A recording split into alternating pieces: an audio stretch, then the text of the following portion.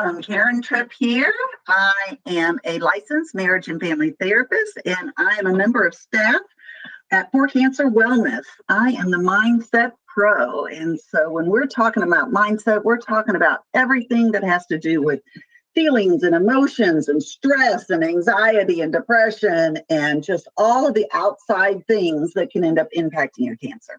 So today we've got a pretty exciting topic. In honor of Breast Cancer Month, Awareness Month, is 5 things men can do for women who have breast cancer.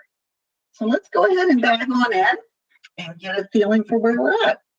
So a little bit about For Cancer Wellness first. You're like, okay, so mindset, that's one thing, but what else have you got, Karen? Well, For Cancer Wellness ends up having 4 different cornerstones that we're building this wonderful, wonderful organization on. One is activity, nutrition, mindset, and then support. These 4 things, trying to take a true holistic view of coping with cancer, can end up increasing not only the longevity of your life, but the quality of your life too. So check out that a little bit more, and we can certainly answer questions about that later. So let's see about our topic. Check out this statistic. Each year in the United States, about 264,000 cases of breast cancer are diagnosed in women. That's each year. Now I want you to stop and think of all the men who love these women, right? Think about not just husbands and boyfriends, but fathers and sons and uncles and brothers and lots of men, of how they are concerned because of this loved one that's got breast cancer. So what can they do? How can they cope with it? So we're going to talk today about 5 different ways that men can end up making a difference. Number 1, be there. I know that sounds basic, but you have no idea how profound this can be. Because breast cancer has to do with a very private issue, being a woman's breast, a lot of time they're uncomfortable discussing it with men and having men engaged in the interaction around it. And yet, to take care of people, there's got to be communication, there's got to be conversation. And part of that comes by proving, I want to be engaged, I want to be part of this. And some of that is just by being there. Well, being where? Well, you can look at the screen and it says, chemotherapy units, oncology offices, MRI centers, lots of places that people with breast cancer go that are stressful and difficult to be able to deal with. And having someone else there makes all the difference. So what if she says, you don't need to go? Oh, no, you don't need to go. I got this. What do you do then? Well, my suggestion is you go ahead and you tell her, you know what, this is not for you. I'm going for me. I'm going because I need to know how you're doing. I need to know that you're okay. I need to feel like I'm a part of this. Because it's such a huge part of your life too. And so really engaging them and helping them know that you want to make a difference in their cancer journey can really start just by being present, just by being there. So remember, if you look at the screen, it says the hurt and isolation cancer brings can injure even the strongest relationship or marriage. I ended up running a women's support group, cancer support group one time. And I had 2 women, both were dealing with breast cancer. One of them was really 4 years post-treatment, and yet was going through struggles with her marriage because of the fact that he did not show up during her cancer. She did not end up going to chemotherapy and doctor's appointments.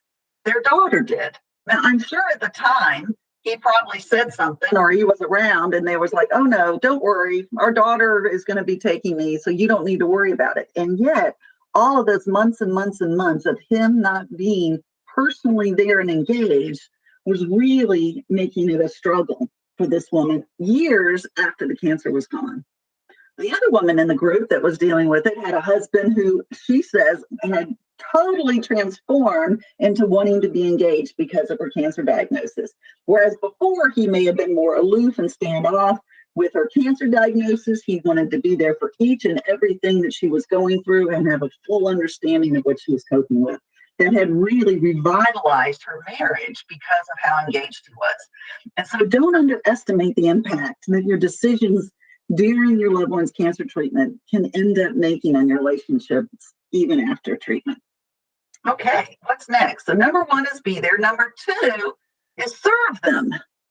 When they say I'm fine, you are left with two difficult things to figure out, which, I'm fine is a pretty common response to even getting from folks who have cancer. So they have cancer, they know they have cancer, and yet they're telling you I'm fine, which probably means they can't think of anything right that second for you to do. So what you have to figure out then are these two things. What do they need? And what can you do to help them? A lot of the things they need are not things that people that are outside of their medical team can do. They are not even necessarily things that people outside of their primary caregiver can do, but there's always things that we can do. So remember this, they are the experts of their cancer journey. So talk to them. Us sitting around and deciding, well, you know what, this is what people need on their cancer journey is not helpful. You need to find out one-to-one what the person that you love that's coping with cancer needs to be able to have you help. So I've got 4 different ways that you can serve. First of all is her physical needs. If you're a primary caregiver, absolutely ask her about her physical needs, but also her doctor and medical teams. What are the things that you need to be understanding as a caregiver that you can be doing to be able to help her? This may be post-surgical needs, definitely understanding side effects, and even getting kind of a broad view of what the diet, exercise, and rest is that they need.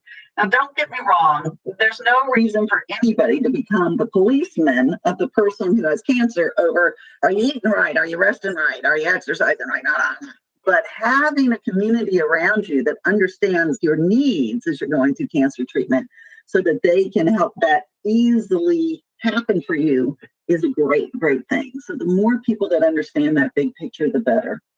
The other thing, other than specific needs, is learning to anticipate needs.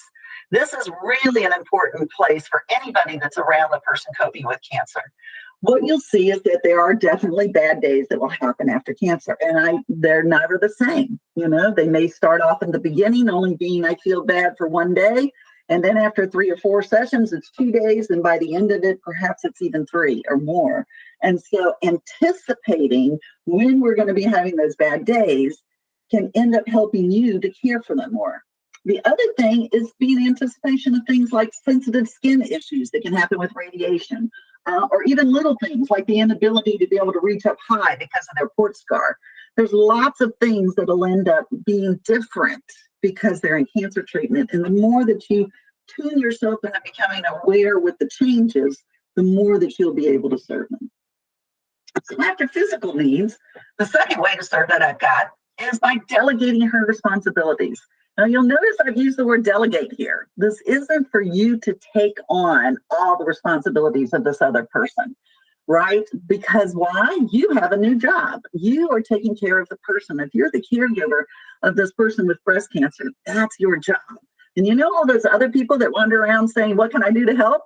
Those are the people that need to be taking care of the other responsibilities and tasks, whether that has to do with things at work, if she is still employed, or it could end up having to just do with simple things at home, right? Being able to have somebody who's vacuuming, somebody who's ended up doing dishes or walking the dog or mowing the lawn or whatever the other things and responsibilities are that she was taking care of. So if you hate asking for help, which of course is what I just suggested, if you're delegating to people, these are her responsibilities, and it would be great if you could help, you're asking for help. So if you hate that, remember, a sick or exhausted caregiver is bad for everyone, right? The number one thing caregivers can do is keep themselves healthy and energized so that they can end up taking care of that person. Okay, how else do we serve? Emotional needs.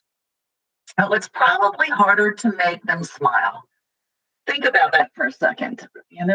Before the cancer diagnosis, there was probably places in your relationship, whether you are the son or the husband or the father or the uncle or the brother, where you would do things that could end up making them smile, making this woman smile, make her relax, make her enjoy. And it's harder to be able to do that now. And that doesn't mean you quit. It doesn't mean that everybody just kind of sits in that place of, this is so hard to be able to remember why we used to smile. So here's some suggestions. See even the smallest smile as a victory. Just because you can't engage with her on a joyful level that you didn't, doesn't mean that what you're doing isn't helping. Another suggestion is when you are both able, visit happy places. Go to places that give you a smile. And the big thing, of course, is don't wait. Reach out first to family and friends. It is so easy to feel people distancing after those first initial diagnosis days. And in order to prevent that, you need to engage them. You need to engage the people that you know will help bring a smile and some stress relief to the woman that you care for that's going through cancer, breast cancer treatment. So, and the big thing, of course, is no matter what, don't stop touching.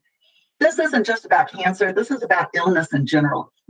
We have this tendency to stop touching people that we love that are going through illnesses, even though we know they're not contagious. Our heads tell us they're not contagious. And yet there's something about not wanting to hurt them and feeling like they're fragile that keeps us from touching them. And that could end up being, anything. It could be holding hands. It could end up being giving them a sock on the arm if they say something funny. It can be any kind of touch that you're used to having in that relationship. Don't let it stop. Whatever you do, don't let it stop. Okay. Number 4, ways to serve. Serve her spiritual needs. At times, there's going to be times when she's not going to physically be able to attend worship or fellowship or other kinds of activities that she does to be able to build her faith. But remember this, right? The things which build her faith will bring her strength.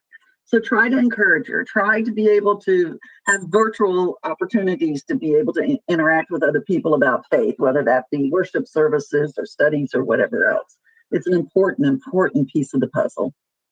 All right. So that's serving. So now we're back to 5 things men can do for women who have breast cancer. They can make plans. Now, this may sound incredibly simplistic, but it's really not. If you think about it, that idea of waiting can just hang on to any family that's coping with cancer. Think about all the things you wait for. You wait for the next scan, you wait for the next medication, you wait for the next doctor's appointment, you wait for the next blood test, always waiting to be able to get feedback about how you're doing. And yet the reality is that you can't keep waiting. You've got to continue to make plans. Plans are directly associated with hope, right? If you're looking at the future, you're being hopeful. That's part of understanding what hope is. And so that statement of let's wait until we know how I'm doing before we make plans is something you need to push back against a little, even if they're little plans. Look what I got on the suggestion list. It says get ice cream the day before treatment. Go for a walk, when it cools off in the cool of the evening. Or maybe plan a weekend, right? Plan a little weekend away. All of those things are possible things that can end up making such a difference. To look forward, right? To be hopeful about the next thing. You need things in your life that you're hopeful for other than just let my scan come back good. You need to plan fun things in your life to be hopeful for. So remember, plans bring focus and hope that cancer cannot steal from you. Ain't that groovy? All right. 5 things men can do for women who have breast cancer. Number 4, be a mirror. Now that sounds just like a therapist would say, doesn't it? Well, I guess I am. So there you go. Being a mirror means reflecting back to her that she's precious. All right. It is really, really hard on a woman's self-image to have breast cancer. Not that other types of cancer can't be as well, but there are particular things because of the fact that women are defined by our breast and our bodies. And just the idea of looking at ourselves in the mirror and the scars from the different procedures and operations and ports and things that have happened to your body gives such a difficult